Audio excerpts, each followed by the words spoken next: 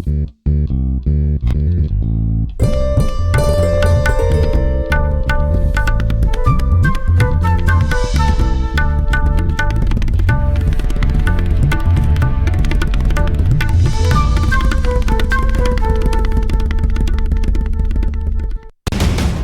देख रहे हैं भारत का सर्वश्रेष्ठ न्यूज चैनल भारत समाचार।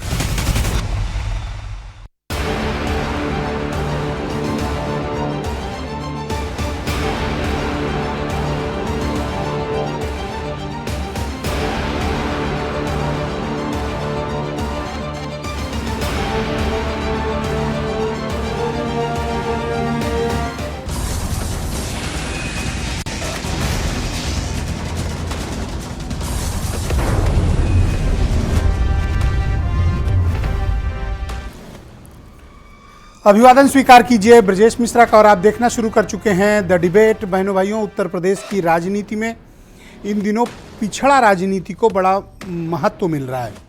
पिछड़ा राजनीति से मतलब पिछड़ा वर्ग समाज की, other backward caste, OBC. Uttar Pradesh में इस राजनीति को बहुत बढ़ावा मिल रहा है और ओबीसी समाज के 54% वोट शेयर के लिए हर पार्टी बेताब है। आज कल्याण सिंह को याद करने के बहाने भारतीय जनता पार्टी ने लोधी समाज के साथ साथ ओबीसी कम्युनिटी को एक बड़ा संदेश अलीगढ़ से देने की कोशिश की है। गृह मंत्री अमित शाह, उत्तर प्रदेश के मुख्यमंत्री योगी आदित्यनाथ समेत सभी दिग्गज नेताओं ने आज अलीगढ़ में कल्याण सिंह की पुण्यतिथि पर शिरकत की। संदेश देने की कोशिश हुई कि लोधी समाज और कल्याण सिंह जी को प्रति भारतीय जनता पार्टी आज भी उतना नतमस्तक है। दूसरी तरफ समाजवादी पार्टी ने तो पूरा पीडीए आंदोलन ही चला रखा है और आज मौर्य कुशवाहा समाज की एक बड़ी बैठक लखनऊ में आयोजित की गई। इन दिनों आप देखें तो पूरा फोकस पिछड़ा वर्ग पॉलिटिक्स में। बीजेपी को भी पिछड़ा वर्ग चाहिए और समाजवादी पार्टी को भी पिछड़ा वर्ग चाहिए। कारण इनका वोट शेयर, कारण इनका इंटैक्ट होना है। पर ये समाज किसके साथ जाएगा और इस समाज के मन में क्या चल रहा है, आज हम इस विषय पर चर्चा करने वाले हैं। और जो हिंदू गौरव दिवस का नाम आज भारतीय जनता पार्टी ने कल्याण सिंह के पुण्यतिथि के अवसर पर देने का ऐलान किया है, इसके क्या मायने हैं और क्या हिंदू कम्युनिटी कार्ड के जरिए ओबीसी कम्युनिटी को बीजेपी अपने साथ लाने में कामयाब होगी। हमारी डिबेट का मुख्य केंद्र बिंदु यही है। बहन भाई, उत्तर प्रदेश की राजनीति में नित नए प्रयोग हो रहे हैं। इन दिनों जो सबसे बड़ा कार्ड है और जो विषय सर्वाधिक प्रचलित, सर्वाधिक चर्चा में है और जिसकी बड़ी हाई डिमांड है, ओबीसी, अदर बैकवर्ड कास्ट, पिछड़ा वर्ग समाज। बहन भाई, उत्तर प्रदेश में 54% का आकलन है कि ओबीसी कम्युनिटी का वोट है। ओबीसी कम्युनिटी बहुत ताकतवर है उत्तर प्रदेश की राजनीति में। मंदिर आंदोलन के बाद उत्तर प्रदेश की सत्ता या तो ओबीसी कम्युनिटी के हाथ रही है या शेड्यूल्ड कास्ट कम्युनिटी के हाथ में रही है और आज भी ये कम्युनिटी जिसके साथ हैं, सरकारें उसी की बनती हैं। यहाँ अगड़ा समाज हो या अदर कम्युनिटी हो, ये इतना राजनीतिक तौर पर मायने नहीं रखते हैं जितना पॉलिटिकल सिग्निफिकेंस, जितनी पॉलिटिकल रेलिवेंसी और जितनी राजनीतिक ताकत पिछड़ा समाज में है। और ये पिछड़ा समाज कई वर्गों में बटा हुआ है। कुछ ऐसी कम्युनिटी हैं जो राजनीतिक तौर पर बड़ी जागृत हैं, आर्थिक तौर पर बहुत जागृत हैं और सामाजिक तौर पर भी अत्यंत जागृत हैं। और उत्तर प्रदेश की राजनीति में पिछड़ा समाज को राजनीति में उनको बराबर का हक मिला, बल्कि जो उनकी हिस्सेदारी थी उसकी क्षमता के मुताबिक मिला। लेकिन अब राजनीति एक नए अध्याय के साथ 2014 के बाद आगे बढ़ी है। अब एक नई टर्मिनोलॉजी तय हुई, हिंदू कम्युनिटी। इस लार्जर वोट बेस में सभी को सम्मिलित किया गया, अगड़ा भी, पिछड़ा भी, शेड्यूल्ड कास्ट भी।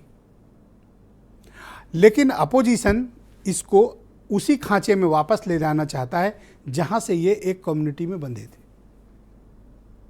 और उत्तर प्रदेश जाति की राजनीति का बेस है और यहाँ जाति की ही राजनीति होती है।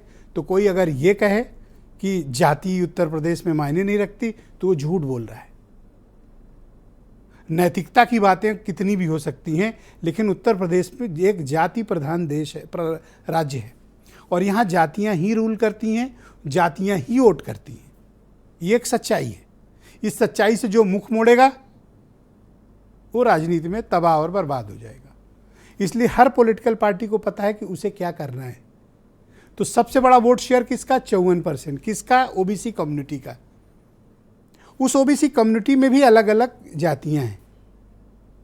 तो जो जाति कल्याण सिंह के निधन के बाद नेतृत्व की विहीनता में रही हो, लावारिस जिसका नेतृत्व रहा हो, आज भी लोध समाज के पास कोई सर्वमान्य नेता नहीं है। आज भी सत्ता पक्ष हो या प्रतिपक्ष हो, नेता हो सकते हैं, लेकिन सर्वमान्य नेता लोध कम्युनिटी में आज भी कोई नहीं है। इस गैप को बीजेपी कैसे दूर करेगी? और आज का जो शक्ति प्रदर्शन है वो 3% का लोध वोट है, लेकिन बुलंदशहर, कासगंज, एटा, उन्नाव ये कुछ ऐसे जनपद हैं जो लोध बाहुल्य हैं। यहाँ लोध कम्युनिटी तय करती है कि उनका जनप्रतिनिधि, विधायक या सांसद कौन होगा। कल्याण सिंह के सत्ता में आने के बाद से और उनकी जो राजनीतिक विरासत और उनका जो ऑरा क्षमता थी, पूरी लोध कम्युनिटी बीजेपी के साथ खड़ी रही है। अब बीजेपी अपनी इस कमिटेड वोट बैंक को पीछे नहीं जाने देना चाहती, उनको आगे रखना चाहती। यही कारण है कि दिल्ली का नेतृत्व ने आज के दिवस को इतनी गंभीरता से लिया और अमित शाह खुद मौजूद थे मंच पर, यूपी के चीफ मिनिस्टर थे, पूरी बीजेपी की लीडरशिप थी। दूसरी तरफ आ जाइए, अपोजिशन, पीडीए तो उनका नारा है और अखिलेश यादव इस संकल्प के साथ बढ़ रहे हैं कि पिछड़ा, दलित, अल्पसंख्यक इनको एकजुट करेंगे और उत्तर प्रदेश में बीजेपी को हराएंगे। इनके साथ एक अलायंस है, इंडिया अलायंस। तो क्या अन्य जातियां इनसिग्निफिकेंट हो गई हैं? इनसिग्निफिकेंट नहीं हुई, लेकिन अगर किसी के पास 54% का वोट शेयर है और किसी के पास 10%, 5%, तो जाहिर सी बात है कि इज्जत होगी 54% वाले की। तो 54% डिमांड में है। और क्यों डिमांड में है? क्योंकि अपोजिशन पीडीए अलायंस के जरिए पिछड़ा वर्ग को बड़ी तेजी से आकर्षित कर रहा है। लिहाजा बीजेपी के पास भी एग्रेसिव होकर उस वोट शेयर को रोकने और उसको बढ़ाने के अलावा कोई और विकल्प है नहीं। तो पिछड़ा वर्ग के वोट शेयर को लेकर एक संग्राम छिड़ा हुआ है। इसीलिए आज हिंदू गौरव दिवस का नाम दिया गया, जब कल्याण सिंह की पुण्यतिथि है आज। यानी इस कम्युनिटी को एक बड़े लार्जर कैबिनेट के भीतर जो हिंदुत्व का है उसमें समाहित करने की योजना। क्या काम करेगी ये योजना? हम आज इस डिबेट में ये चर्चा भी करेंगे, इसको समझेंगे, तर्कों के आधार पर भी समझेंगे, तथ्यों के आधार पर भी समझेंगे, राजनीतिक घटनाक्रम के हिसाब से भी समझेंगे और राजनीति में किसकी कितनी हिस्सेदारी होनी चाहिए, इस संदर्भ में भी आज की परिचर्चा को हम समझने की कोशिश करेंगे। आप कुछ स्टेटमेंट सुन लें, फिर आज की डिबेट को हम आगे बढ़ाएंगे। 80 की 80 सीटों पर एक बार कमल खिलाइए, मोदी जी को फिर से प्रधानमंत्री बनाइए और पूरे भारत में संदेश भेजिए कि उत्तर प्रदेश भारतीय जनता पार्टी का अभेद गढ़ है, इसको कोई पराजित नहीं कर सकता। सरदेव बाबूजी सदैव कहा करते थे, जब उन्हें पंडित दीनदयाल उपाध्याय जी के एकात्म मानव दर्शन पर विचार व्यक्त करने का जब भी अवसर मिला, तो उन्होंने एक बात स्पष्टता से कही कि पेट को आहार, मन को प्यार, मस्तिष्क को विचार और आत्मा को संस्कार, इन चारों का जो समुच्चय है वही एकात्म मानववाद है। पिछड़ों के बड़े नेता, उनको अपमानित करने के लिए अगर किसी ने कोई साजिश की तो भारतीय जनता पार्टी के और सरकार के इशारे पे ही ये व्यवहार हुआ है यहाँ। और जो लोग ये कहते हैं कि जीरो टॉलरेंस है, ये कैसी जीरो टॉलरेंस है? आज हम सबकी प्राथमिकता देश को बचाने की, लोकतंत्र को बचाने की और संविधान को बचाने की है। और ये संभव तभी होगा जब 2024 लोकसभा चुनाव में भाजपा की विदाई करके हम लोकतंत्र को बचाने में कामयाब होंगे। तो बहनों भाइयों, आज की परिचर्चा को हम आगे बढ़ाएंगे। मनीष शुक्ला उत्तर प्रदेश में बीजेपी के प्रवक्ता हैं, मनोज काका समाजवादी पार्टी से हैं, उमाशंकर पांडे कांग्रेस से हैं, डॉक्टर एम एच खान मेरे साथ मौजूद है, अरुण राजभर SBSP से मेरे साथ हैं, और हेमंत तिवारी जी उत्तर प्रदेश के जाने माने पत्रकार, लालजी वर्मा मेरे साथ मौजूद हैं, OBC एकता मंच के उत्तर प्रदेश के अध्यक्ष हैं। बहुत शुक्रिया और धन्यवाद आप सभी का इस परिचर्चा में मेरे साथ शिरकत करने के लिए। मनीष शुक्ला जी, कार्यक्रम की शुरुआत में आपसे करना चाहता हूँ। OBC वोट बैंक को लेकर या OBC कम्युनिटी को लेकर भारतीय जनता पार्टी इन दिनों इतनी आक्रामक क्यों है, और आज जो शक्ति प्रदर्शन किया गया कल्याण सिंह की पुण्यतिथि पर, क्या वो OBC पॉलिटिक्स को बढ़ाने के लिए और क्या लोध वोट बैंक को साधने के लिए है?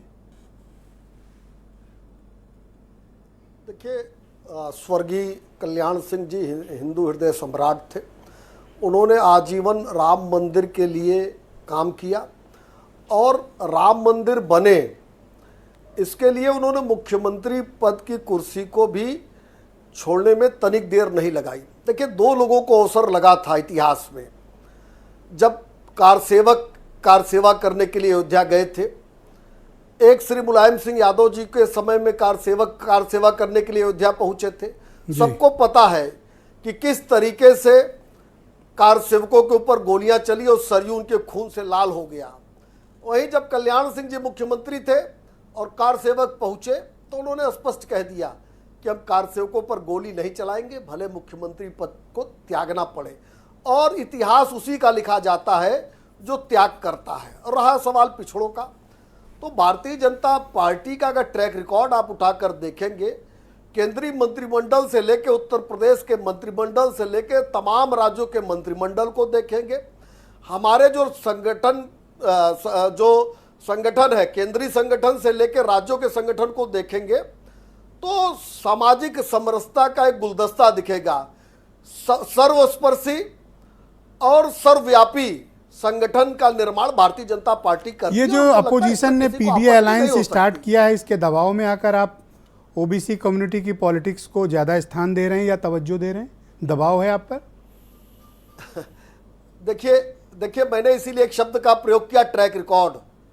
अखिलेश यादव जी या समाजवादी पार्टी की जब सरकार रही हो तो PDA में कौन, 2-3 जिलों के एक स्वजाति। अभी घोसी में चुनाव हो रहा है, जो वहां का सामाजिक समीकरण है, उसमें इन्होंने किसको टिकट दिया है? तो दरअसल जब इनके पास अवसर होता है, जब सत्ता होती है, जब टिकट देना होता है, तो ये पिछड़ों में केवल स्वजाति को देखते हैं। अभी पिछली ही डिबेट में मैं आपके साथ था, इनके एक यादव जी प्रवक्ता थे, वो कह रहे थे राजभर का बेटा क्यों चला गया विदेश। तो भैया, चौहान, राजभर, नाई, कुमार, इनको आप अपमानित करोगे, चुनाव आएगा तो PDA का रट लगाओगे। सरकार रहते आपने किसको बढ़ाया? पिछड़ा वर्ग आयोग क्यों नहीं बनाया? तमाम ऐसे इशूज थे जिसपे समाजवादी पार्टी ने कभी काम नहीं किया। अब आपका फोकस OBC कम्युनिटी की पॉलिटिक्स है, करेक्ट? देखिए ब्रजेश जी, भारतीय जनता पार्टी 2024 के चुनाव में डबल इंजन की सरकार का रिपोर्ट कार्ड लेकर जाएगी। सामाजिक समरसता, सर्वव्यापी और सर्वस्पर्शी संगठन और टिकट का वितरण होगा। ऑलराइट, मनीष जी मेरे साथ जुड़े रहिएगा। समाजवादी पार्टी के प्रवक्ता मनोज काका मेरे साथ मौजूद है। मनोज जी, शुक्रिया आपका। जहाँ सर्व समाज की बात हो, सबको साथ लेकर चलने की बात हो, आप सिर्फ 3 ही कम्युनिटी की बात करते हैं, पिछड़ा, दलित, अल्पसंख्यक। क्या समाजवादी पार्टी ने अपनी विचारधारा में कोई बदलाव किया है? जी नहीं, बिल्कुल नहीं किया है। समाजवादी पार्टी का तो जो पूर्व का जो विमर्श है कि सोशलिस्टों ने बाधी गांठ, पिछड़े पांव 100 में 60, और मैं तो समझता हूं कि सोशलिस्टों में, और समाजवादी पार्टी ये मानती है कि सोशलिस्टों में प्रगतिशील सोच के जनेश्वर मिश्रा भी हैं, सोशलिस्टों में मोहन सिंह भी थे, सोशलिस्टों में भगवान बुद्ध भी थे, और सोशलिस्टों में आज के दौर में सुधाकर सिंह भी हैं। जो हमारे साथी ने एक व्यक्तिगत टिप्पणी करी, यादव जी से इतनी क्यों फटती है? अरे मैं यादव जी का नहीं, आप सुनिए सर, अब साहब सुनिए, अब रोकिएगा, आप सुन लीजिए। आप ब्रजेश जी, आप दुखी मत होइए, एक सेकंड, मनीष जी शांत रहिए। पहले राउंड में नो इंटरप्शन प्लीज। ये बदतमीजी कर रहे हैं, मैंने इनको टोक दिया है, अब आप ये बदतमीजी कर रहे हैं आपके चैनल पे बैठ के। सुनिए, ये समाजवादी पार्टी का चरित्र है। ये शब्द मनीष जी उनको बोलने दीजिए, मैंने टोक दिया है। अखिलेश यादव के कहने पे मनोज यादव ये बोल रहे हैं। पहले राउंड में नो इंटरप्शन। अखिलेश यादव के कहने पे मनोज यादव कर रहे हैं ना मनीष जी, पूरी मनीष जी, समाजवादी पार्टी मनीष जी, गाली गलौज पे उतारू है। हाँ, आप एक सेकंड शांत हो जाए, इनको अपनी बात करने गाली दीजिए। गलौज पे उतारू ठीक है मनीष जी, प्लीज। ओके, हाँ बोलिए, एक आराम से अपनी बात कहो मनोज काका। कोई ऐसा विषय झगड़ा करने का नहीं है। देखो मैं फिर अलाउ नहीं करूंगा अगर आप लोग झगड़ना बंद नहीं करोगे तो। झगड़ना बंद करो, आराम से पहले राउंड में बात मनीष जी, ठीक है मनीष जी शांत हो जाएं आप। मनीष जी शांत होइए, इनको अपनी बात रखने दीजिए। बोलिए। शांत कैसे हो जाए? महिलाओं को गाली दे रहे हैं। हाँ, आपने अपनी बात कह दी ना, आपने अपनी बात कह दी, अब इनको बोलने दे, मैं इनको टोक चुका हूँ। बोले। अखिलेश यादव के इशारे पे गाली गलौज हो रही है। अपने हैसियत में रहो, आराम से बात करो, इस तरह की भाषा में बात करने की आवश्यकता नहीं है। इन दोनों को शांत कराइए। उमा शंकर पांडे, थैंक यू, आप दोनों शांत हो जाइए। इस तरह के झगड़े को मैं अलाउ ही नहीं करूंगा, ऐसे कोई झगड़ा अलाउ नहीं होगा। आगे मैं तो कभी आपको जाति श्रेष्ठ और जिस तरह की भाषा में कोई डिबेट होती है, आप दोनों लोग इस तरह के सीनियर लोग हैं, ऐसी भाषाओं का इस्तेमाल करेंगे। शांत होइए। उमा शंकर पांडे को लाइए, डिबेट रोकते हैं अभी, रुकिए। उमा शंकर पांडे को स्क्रीन लाया जाए। भाई उमा शंकर पांडे, जब सब लोग इस बात की कोशिश कर रहे हैं कि ओबीसी पॉलिटिक्स को आगे बढ़ाया जाए, कांग्रेस क्या चाहती है? आपके पास कोई इस तरह का कार्ड नहीं है? देखिए ब्रजेश जी, अगर हमने कर्नाटका या हिमाचल में जीत दर्ज की तो हमने जाति और धर्म के आधार पर नहीं, अपने काम, अपने हमारा जो बुनियाद रही है और जो हमारी भविष्य का रोड मैप रहता है उसके आधार पर हम जीत दर्ज करते हैं। आज कल्याण सिंह जी का जन्मतिथि मना रहे हैं ये लोग, पुण्यतिथि है, पुण्यतिथि जी, और कह रहे हैं कि ये हिंदू गौरव दिवस है।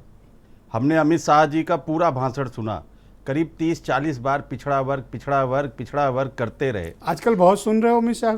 हाँ, बहुत, मैं सुन रहा था अमित शाह जी का भाषण। एक बार भी उनको हिंदू हृदय सम्राट नहीं कहा, जो अभी शुक्ला जी ने कल्याण सिंह का संबोधन दिया। असल में कल्याण सिंह के खिलाफ भारतीय जनता पार्टी के तत्कालीन नेताओं ने यही साजिश करके, उनका चरित्र हनन करके, उनको पार्टी से एक बार नहीं 2 बार अपमानित करके बाहर का रास्ता दिखाया था। तब उनको हिंदू हृदय सम्राट लोग कहते थे, लेकिन जब कल्याण सिंह दोबारा पार्टी में आए तो इन्होंने उनको एक जाति विशेष का नेता बनाकर बोला यहीं प्रचार करो। 2014 में जब वो दोबारा आए और उन्होंने, कल्याण सिंह ने पूरे उत्तर प्रदेश में प्रचार किया। डिबेट कल्याण सिंह पे नहीं, कल्याण सिंह समाजवादी पार्टी के साथ भी थे। हाँ, वही मैं कह रहा हूं, शरण तो समाजवादी पार्टी ने दिया, मसला यहाँ कल्याण सिंह, इन्होंने तो बाहर कर दिया था। पॉलिटिक्स है। हाँ, मैं आ रहा हूं, इनका जो पिछड़ा वर्ग प्रेम है, मैं उसी पर बात कर रहा हूं ब्रजेश जी। इन्होंने उनको अपमानित किया और बोले तुम जाति विशेष के नेता हो, यहीं वेस्टर्न यूपी के ये 4-5 जिले, एटा, अलीगढ़, इन्हीं में टहलो। और जब 14 में उन्होंने प्रचार किया, ब्रजेश जी आप याद करिए, चाहते तो उनको मंत्री बना देते केंद्र में कल्याण सिंह जी को, लेकिन उनको सक्रिय राजनीति से बाहर करके उनको राज्यपाल बना दिया। और राज्यपाल का कार्यकाल खत्म हुआ, फिर वो वापस आए और कल्याण सिंह ने भारतीय जनता पार्टी की सदस्यता ली, लेकिन उनको कोई पद नहीं दिया, अपमानित किया और उसी अपमान में, उसी अवसाद में उनकी डेथ हो गई। जी, आपकी कोई प्लानिंग है?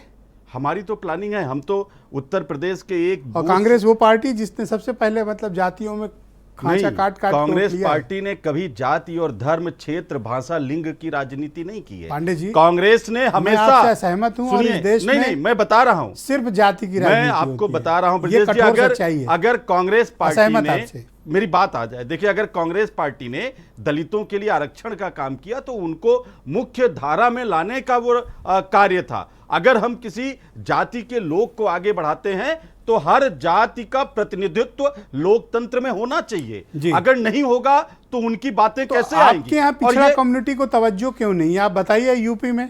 नहीं, हम क्यों, हमने अपर कास्ट अध्यक्ष, अपर कास्ट नेता विधानमंडल दर, अपर कास्ट पूरा आपका कैबिनेट। हाँ, तो अजय लल्लू जी भी हमारे अभी अध्यक्ष थे, कुछ दिन थे ना, उनका इस्तीफा ले लिया आपने। जी अभी अध्यक्ष दलित बिरादरी से अध्यक्ष बनाया, उनका इस्तीफा ले लिया। मल्लिकार्जुन खड़गे जी हमारे राष्ट्रीय अध्यक्ष है, मुकुल वासनिक जी हमारे राष्ट्रीय महासचिव हैं। यूपी में कोई एक्सपेरिमेंट क्यों नहीं कर रहे? वेणुगोपाल जी कौन सी बिरादरी से आते हैं? वो क्या पिछड़े वर्ग से नहीं आते हैं?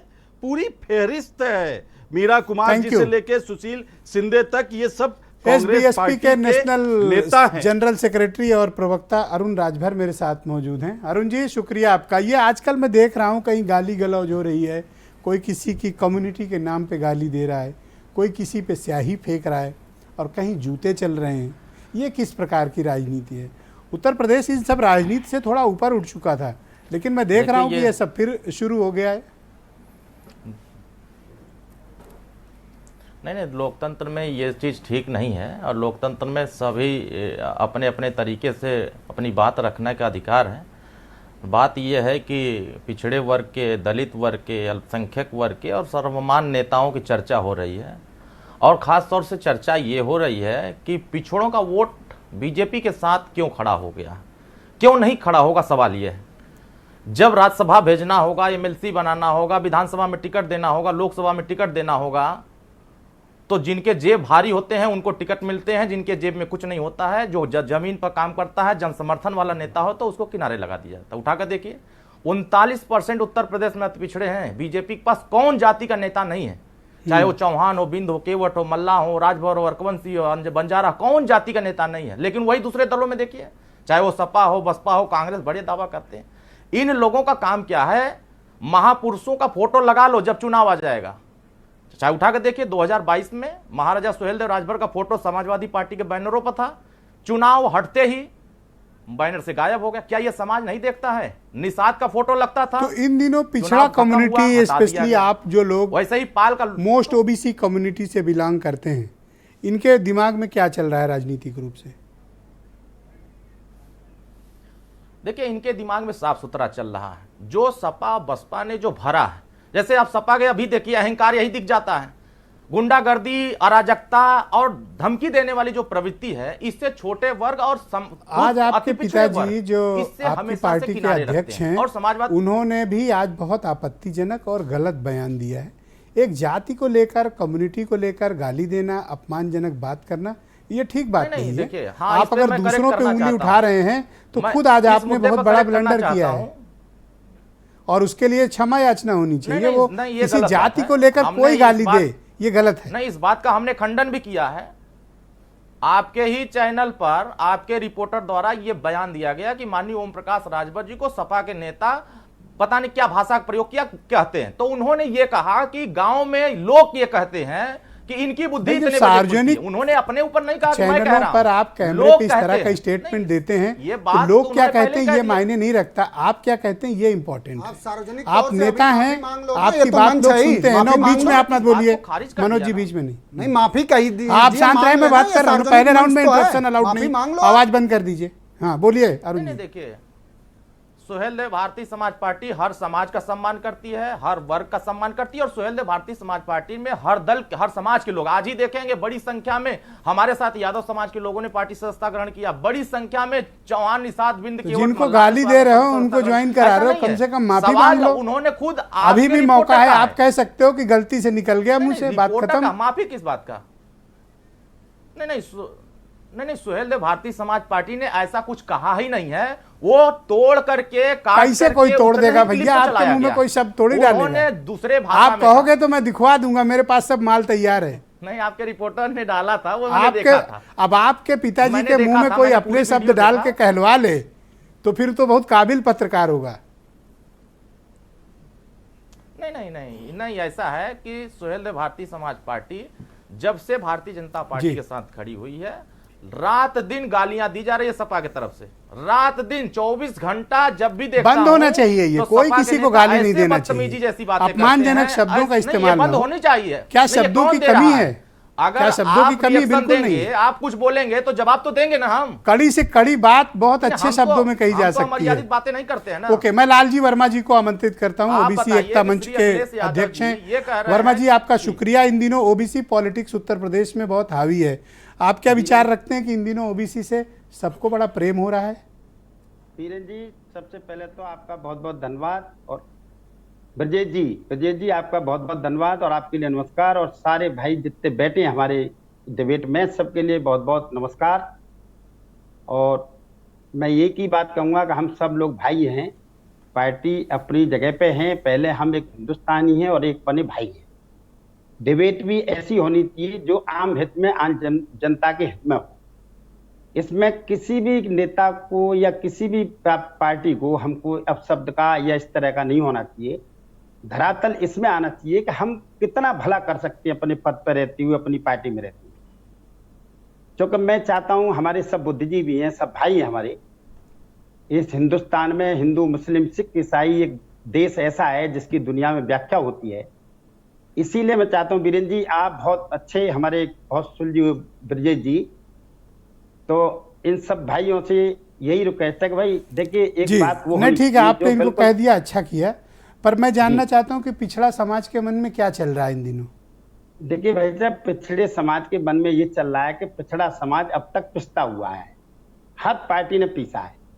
आज मोदी जी, अमित शाह जी और योगी जी के नेतृत्व में कहीं ना कहीं उनको ये लग रहा है कि हाँ, हमारे कहीं ना कहीं एक उजाला दिख रहा है। अभी तक अंधेरे में जो पड़ा था ये समाज जी। हम टीवी पे बैठ के बड़ी बड़ी बात जरूर कर देते, सब मेरे भाई हैं, मैं किसी के बारे में टीका टिप्पणी नहीं कर रहा, पर हम ये जरूर जानते कि देखिए हम अंधेरे से उजाले में कैसे आ सकते हैं।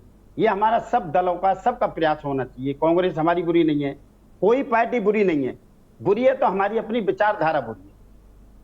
तो इस बुरी विचारधारा को हमने कैसे तब्दील, अच्छे जो दबे कुचले वंचित किसान जो लोग पड़े हैं, इनके बारे में हम कैसे सोच सकते हैं। हमारा विचार ये होना चाहिए सबका। जी, आप क्या इस बात को मानते हैं कि राजनीति में जो पिछड़ा समाज की वर्तमान समय में हिस्सेदारी है वो सभी ताकतवर दलों में पर्याप्त रूप से मिल रही है, या फिर अभी उनको और ताकत दिए जाने की जरूरत है?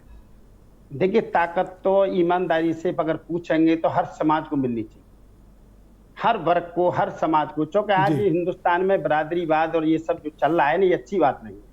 सबसे पहले तो हमको यही धारणा खत्म करनी चाहिए कि हम किस जाति के। जिस दिन ये जाति की धारणा खत्म हो जाएगी उस दिन ये हमारा सारा अपने आप सॉल्यूशन मिल जाएगा। देखिए, सब हमारे भाई हैं, हिंदू हैं, धोबी, जितने भी हैं हमारे।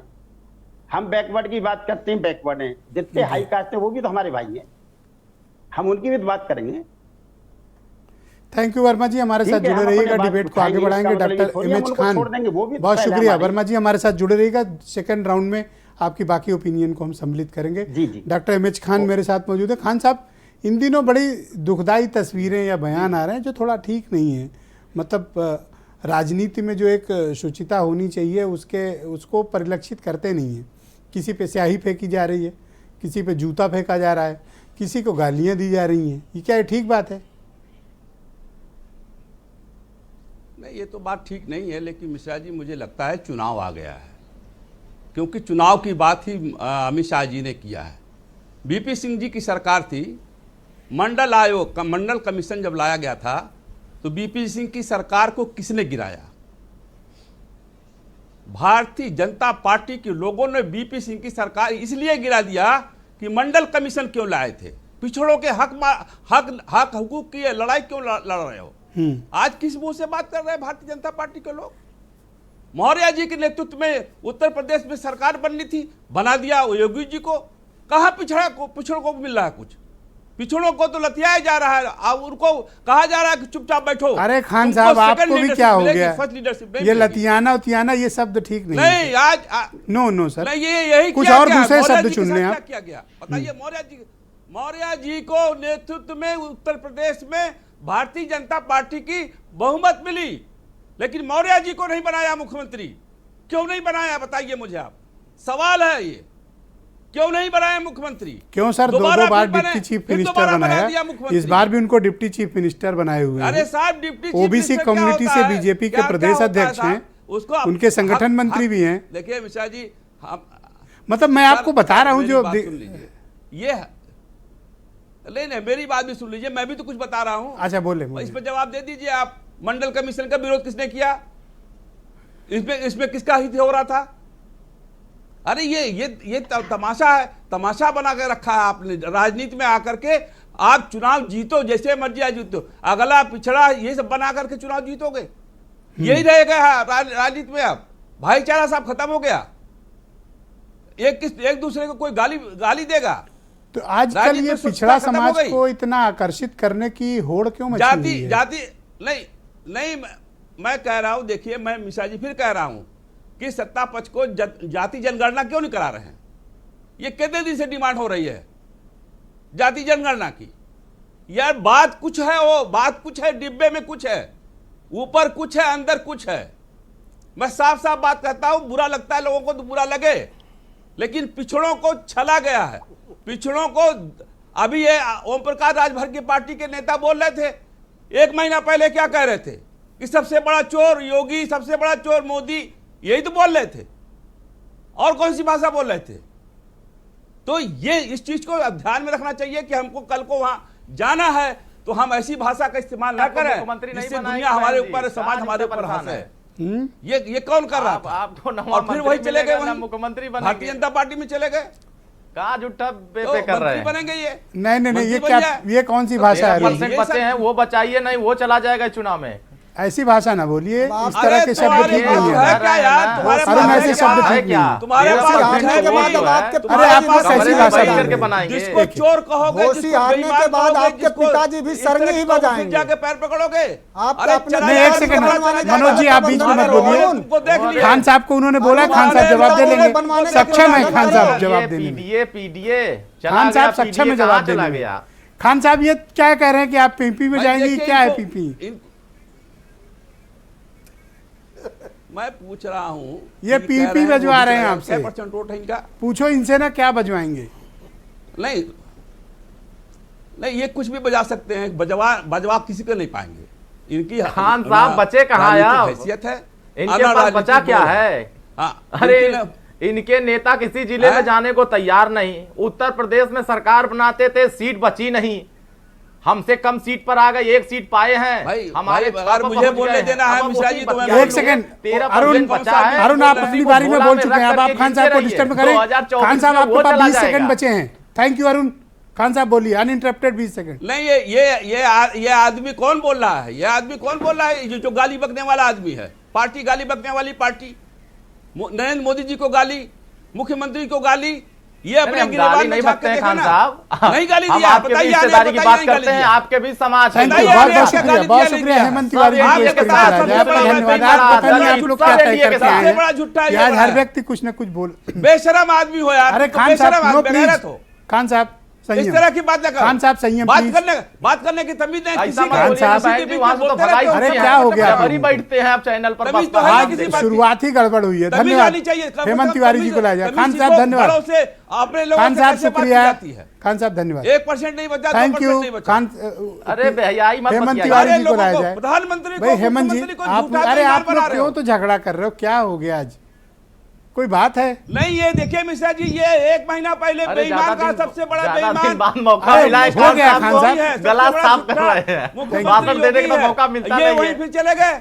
इनको धन्यवाद हेमंत तिवारी जी को स्क्रीन पे लाया जाए, इन दोनों लोग को शांत किया जाए। धन्यवाद। उतना हेमंत जी, आजकल मैं देख रहा हूं कि उत्तर प्रदेश में ओबीसी पॉलिटिक्स को लेकर बड़ी होड़ मची हुई है, और सत्ता पक्ष हो कि पार्टी, रूलिंग पार्टी हो या फिर अपोजिशन की पार्टियां, इन दोनों का फोकस पॉइंट ओबीसी कम्युनिटी है। आप क्या विचार रखते हैं कि अचानक से इस होड़ का कारण क्या है?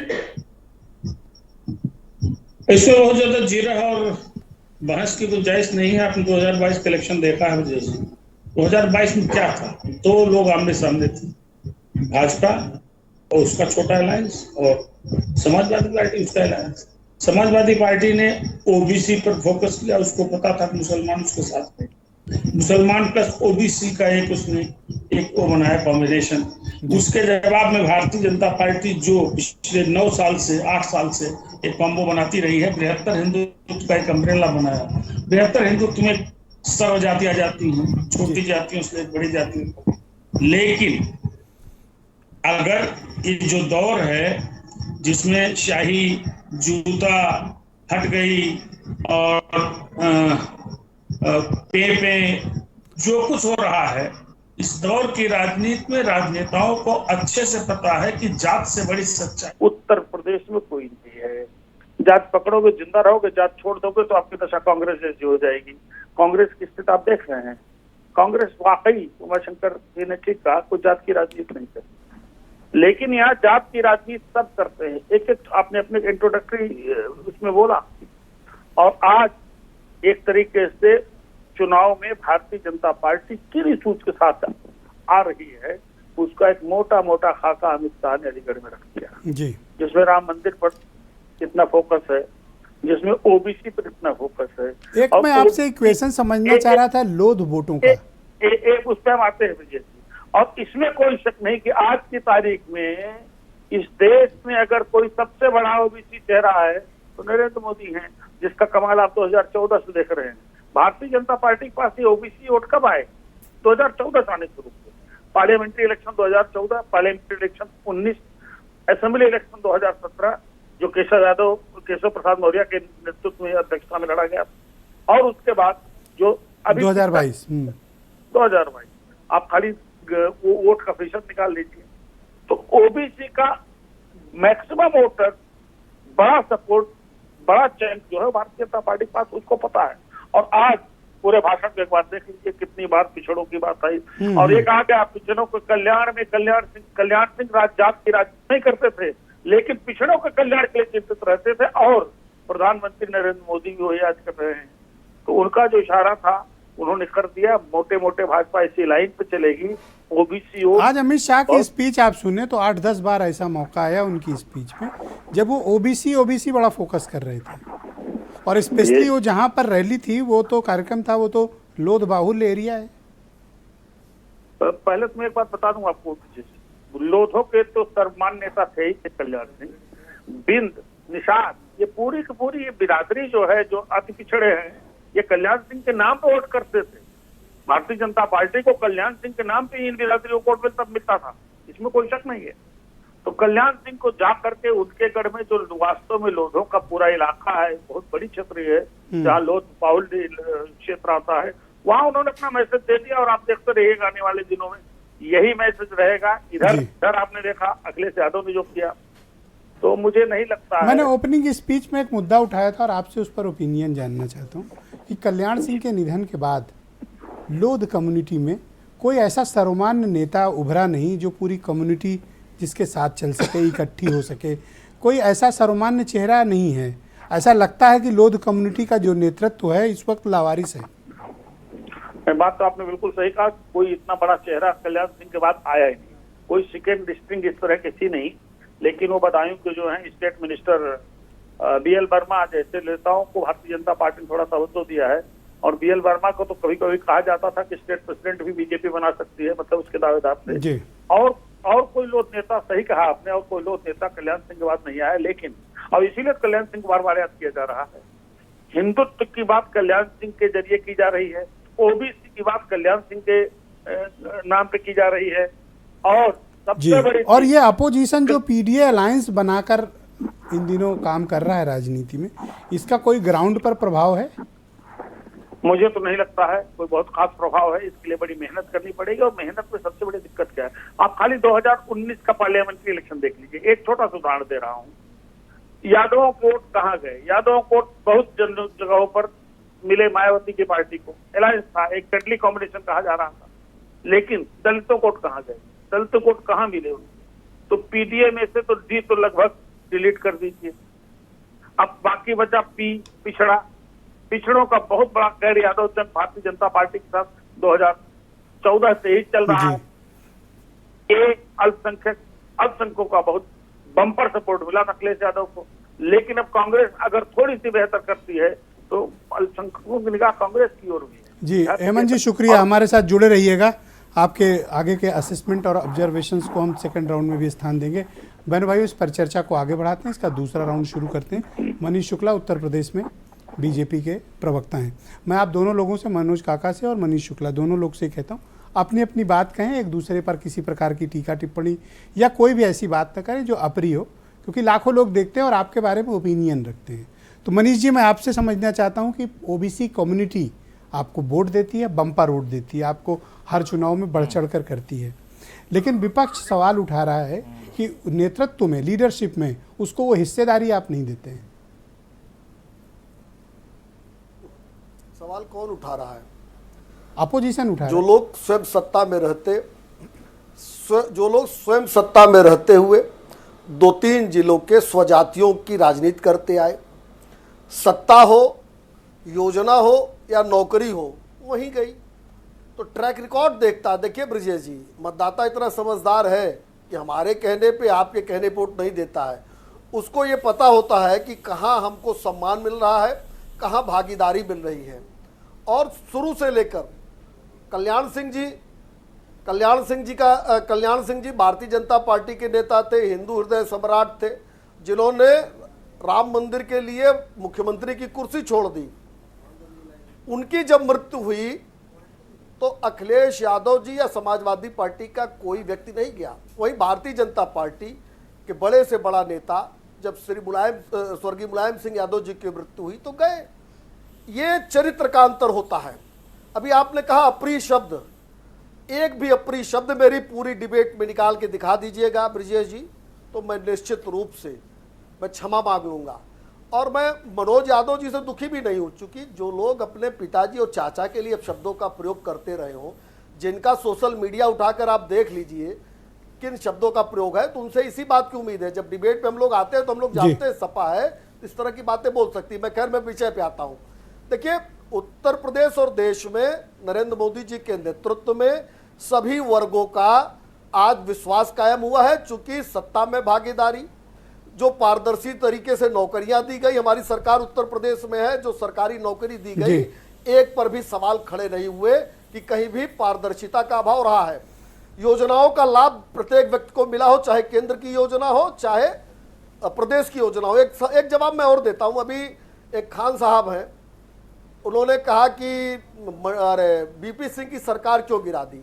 वीपी सिंह की सरकार इसलिए गिरा दी है चूंकि रथ यात्रा को हमारी सरकार थी, हमारी पार्टी की सरकार थी। लालू प्रसाद यादव भी राजद में थे, जनता दल में थे, और उन्होंने आडवाणी जी की कोई गिरफ्तारी कर ली थी। और हमने राम मंदिर के लिए केवल केंद्र की सरकार नहीं गिराई, 4 प्रदेशों की सरकार कुर्बान की थी राम मंदिर के लिए। लेकिन वो सरकार से वीपी सिंह से समर्थन वापस मंडल कमीशन के ही मुद्दे पे हुआ था। आपको ये फैक्ट चेक करने की जरूरत है। नहीं, आप हमको लगता है इस फैक्ट को चेक करें। ध्यान रखिए, अगर उस वक्त ऐसा विषय नहीं था, आपने मंडल कमीशन के कारण किया था।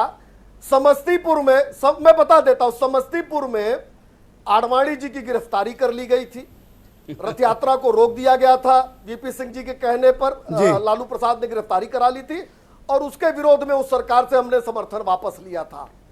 Thank you Manish ji, debate को आगे बढ़ाएंगे। भाई मनोज काका जी, एक आरोप समाजवादी पार्टी पे लगते हैं कि एक जाति विशेष को अत्यधिक प्रश्रय मिलता है, जब आप सत्ता में आते हैं तो उसको बहुत अहमियत देते हैं, बाकी पिछड़ा वर्ग समाज को लेकर आपकी कोई रुचि नहीं रहती है। इस आरोप पर समाजवादी पार्टी क्या नजरिया रखती है? देखिए साहब, प्रत्यक्ष को किसी भी तरह के प्रमाण की आवश्यकता कहाँ होती है। अब ये विषयांतर देखिए ना, अब सुनिएगा, मैंने तो किसी अमर्यादित बोल भाषा और व्यवहार का व्यवहार नहीं किया। साहब सुनिए, मैंने बीकॉम करा हुआ है, मैंने एमबीए करा हुआ है, मैंने एलएलबी करा हुआ है। अरे साहब एक मिनट समझ दीजिए साहब, एलएलबी करा हुआ है, एमफिल करा हुआ है पब्लिक एडमिनिस्ट्रेशन में, लेकिन मेरी पहचान क्या है साहब कि मैं यादव हूँ, मैं अहीर हूँ। वो लोग कहते हैं कि वो जात से प्रेम करते हैं, तो ये नफरत है। अरे तो प्राउड करिए ना आप अपनी कम्युनिटी पे, क्यों आप विक्टिम बनते हैं? बिल्कुल प्राउड है, बहुत प्राउड है, लेकिन हम किसी तरह के जाति श्रेष्ठता की बात मुद्दे पे वो कह रहे हैं कि पारदर्शिता का काम किए ना, वो कह रहे हैं। देखिए उनके घर में कितना क्या क्या कह रहे हैं। वही कहावत है कि मुंह में राम बगल में छुरी। कितनी पारदर्शिता की है। 69,000 शिक्षक भर्ती में 22,000 दलितों पिछड़ों का हक एक स्वजाति को दे दिया गया।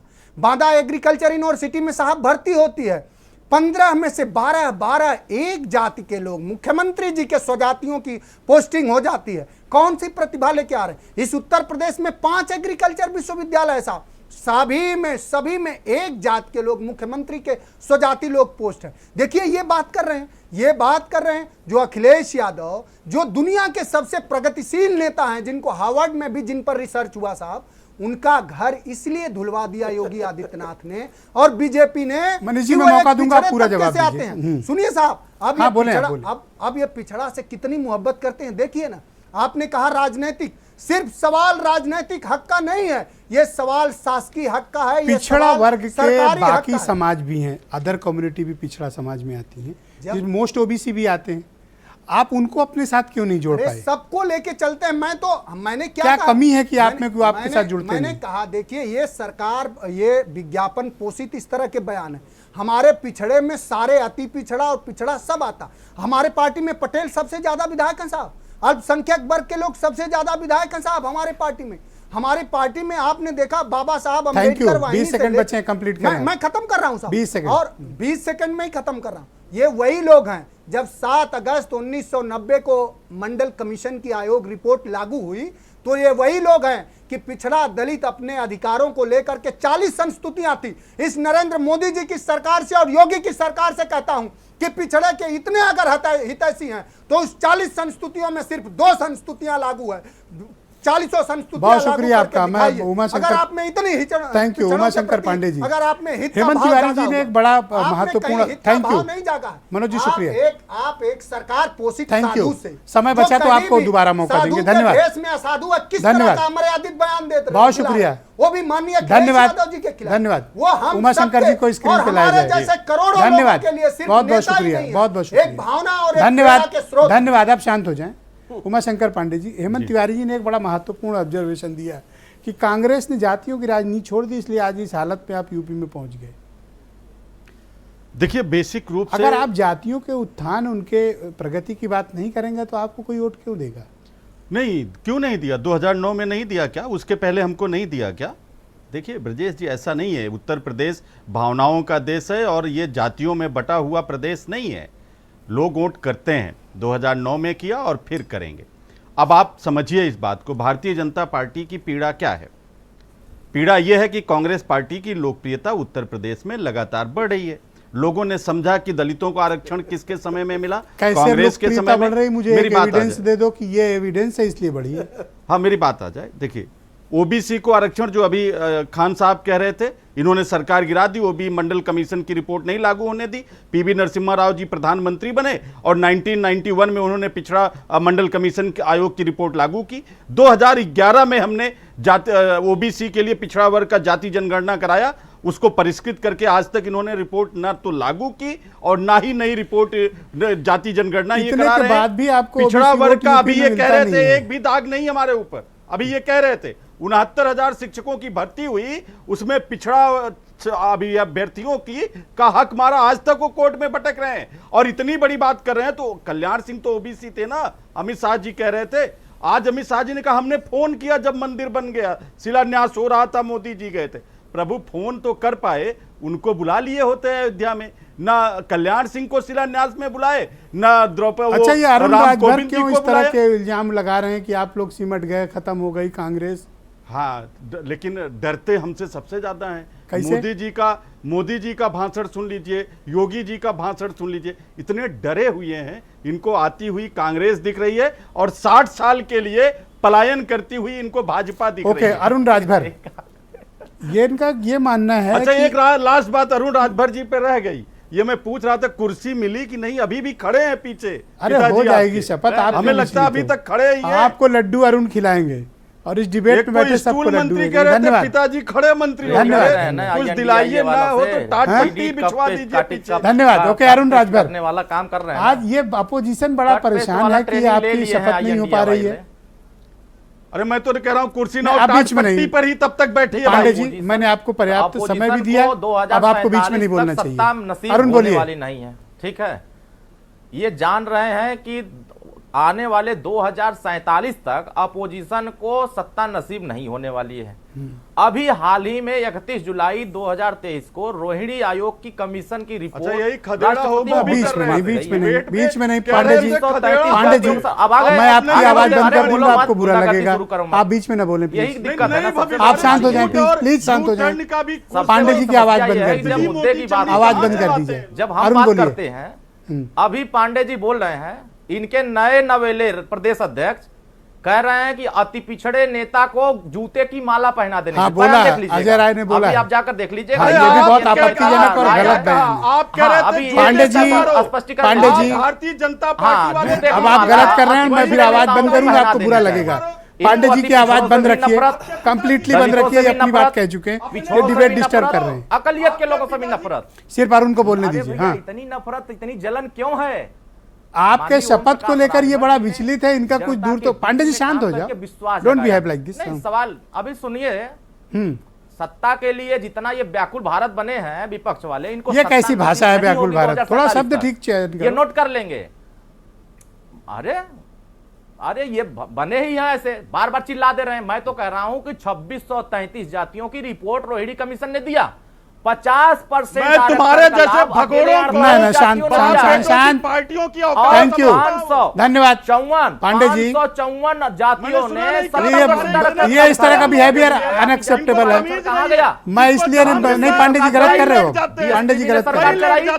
समाजवादी पार्टी ने भी सरकार लालजी वर्मा जी के पास चला जाए। धन्यवाद, आप सबका शुक्रिया, आपका शुक्रिया लालजी वर्मा जी। उत्तर प्रदेश में किसी से भी पिछड़ा वर्ग, धन्यवाद अरुण जी, अरुण जी शुक्रिया, अरुण जी धन्यवाद। वर्मा जी, जब मैं इन लोगों से पिछड़े समाज के मुद्दों की बात करता हूं तो ये लोग आपा खो देते हैं, कोई कुछ बोलने लगता है, कोई किसी के लिए कुछ कहने लगता है। पिछड़ा समाज की चर्चा कब होगी इनके माहौल जो बनाते हैं, ये अच्छी बात नहीं।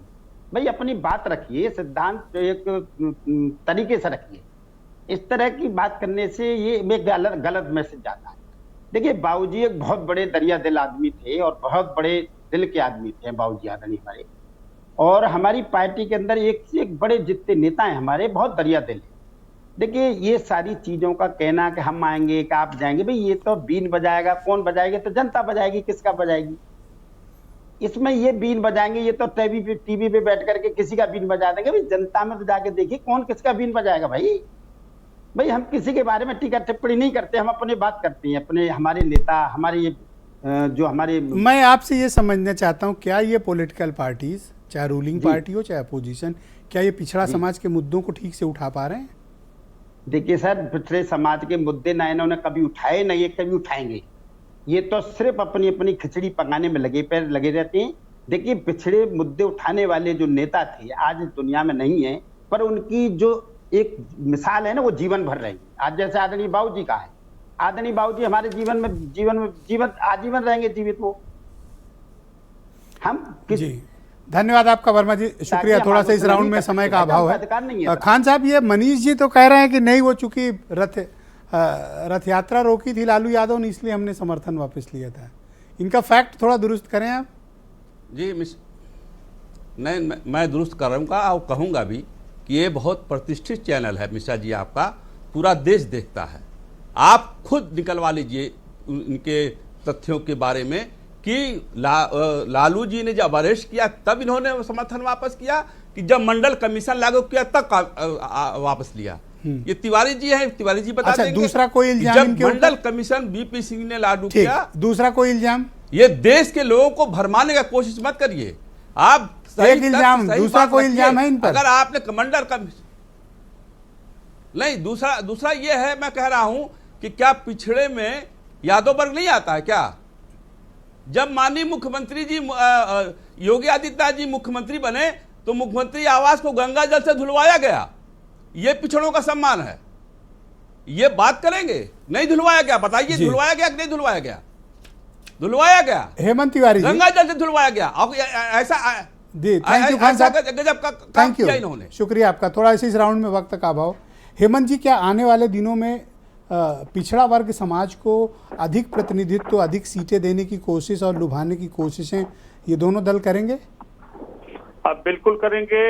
अब देखिए, अपोजिशन के पास कोई इतना बड़ी अपॉर्चुनिटी नहीं है, लेकिन जो सत्तारूढ़ दल है, उनकी केंद्र में सरकार है, उत्तर प्रदेश सरकार है, उनका व्यापक संगठन है। मुझे लगता है कि इलेक्शन के पहले, यानी महीने 2 महीने के भीतर कुछ ओबीसी के बड़े लीडर्स को बड़ी इंपॉर्टेंट जिम्मेदारियां दे सकते हैं, क्योंकि इनको पता है इनके पास ओबीसी का जितना सपोर्ट है उसको खाली इंटैक्ट रखना है, उसको बहाल रखना है। आपने एक बड़ा अच्छा शब्द कहा था कि जो ओबीसी है उसकी बहाली, मतलब वो बना रहे इनके साथ। इनको मालूम है हमारी जरूरत भर से ज्यादा का है। तो अपोजिशन के भी बड़े ओबीसी लीडर्स पर नजर तो होगी बीजेपी की? अभी आप देखते जाइए, शिकार तो नहीं होगा। उत्तर प्रदेश से ही शुरुआत होगी। कुछ चीजें चल रही हैं भारतीय जनता पार्टी की। अभी आपने एक छोटी चीज देख लीजिए जी, एक जिले में आज ओपी राजभर क्यों है? उनको मालूम था कि ओपी राजभर 4, 5, 6, 7, 8 सीटों पर तो छोटे छोटे पाकड़ों को बड़ी मदद करने वाले हैं। इसी हिसाब से और भी लोग ढूंढ रहे हैं। आप ध्यान दीजिएगा। तो भारतीय जनता पार्टी बहुत कैलकुलेटेड पॉलिटिक्स करती है, तेजी में। हेमंत जी आपका बहुत शुक्रिया। हेमंत जी थोड़ा वक्त का अभाव, बहुत बहुत शुक्रिया। मनीष शुक्ला जी 20 सेकंड हैं, आप अपना रिप्लाई दें अनइंटरप्टेड। 20 सेकंड आपको ही मिलेंगे। मनोज जी आप तैयार रहिए। मनीष जी आप 20 सेकंड हैं, बोलिए। देखिए 2-3 बातें मैं कहना चाहता हूं। आप शांत रहो, मैं दूंगा समय आपको 20 सेकंड।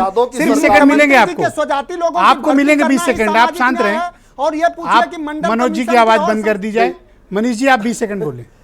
देखिए ब्रजेश जी जो अभी इन्होंने फिर से रटना शुरू किया उसी का मैं जवाब यही अराजकता। अगर कहीं सबकी आवाज बंद करिए। तो कोर्ट क्यों नहीं जाती समाजवादी पार्टी अखिलेश यादव, जबकि अखिलेश यादव के समय में 5 आयोग भंग कर दिए गए थे भ्रष्टाचार के आरोप में माननीय न्यायालय के द्वारा। यानी जब लोग कोर्ट गए तो इनकी जो फर्जीवाड़ा थी वो पकड़ी गई। अगर कहीं सरकार आरक्षण का वायलेशन हो रहा है तो अखिलेश यादव जी एसी कमरों से बाहर निकले, कोर्ट का मुंह। थैंक यू मनीष जी, शुक्रिया। 20 सेकंड खत्म। धन्यवाद धन्यवाद। यस मनोज काका गो है, सिर्फ मनोज काका की आवाज जाएगी। मनोज काका 20 सेकंड। पूछता रहा और एक जवाब नहीं दे पाए। इनसे पूछिए कि मंडल कमीशन की सारी संस्तुतियां कब लागू होगी, उत्तर प्रदेश में 69,000 शिक्षक भर्ती में जो बेईमानी हुई उसकी पुष्टि कब होगी। इनसे पूछिए कि लेखपाल भर्ती कब होगी। इनसे पूछिए कि बीएचयू के छात्रावासों में ओबीसी वर्ग का रिजर्वेशन कब सुनिश्चित किया जाएगा। अम्बेडकर यूनिवर्सिटी में ओबीसी वर्ग का भ्रष्टाचार के आरोप में कब सुनिश्चित किया जाएगा। अरे भाई तो कोर्ट चलो। अब ये बताओ ना, एक ही लोगों की भर्ती चैनल पे शोर मचाने से। धन्यवाद। समय समाप्त हो चुका है। मैं आप सबका आभार प्रकट करता हूँ। बहुत बहुत शुक्रिया, बहुत बहुत शुक्रिया, बहुत बहुत धन्यवाद, बहुत बहुत शुक्रिया। आप सभी का बहुत धन्यवाद इस कार्यक्रम में मेरे साथ जुड़ने के लिए। और बहनों भाइयों आप सबका भी शुक्रिया इस बड़ा हीटेड आर्गुमेंट वाली डिबेट देखने के लिए। शुक्रिया, धन्यवाद, नमस्कार।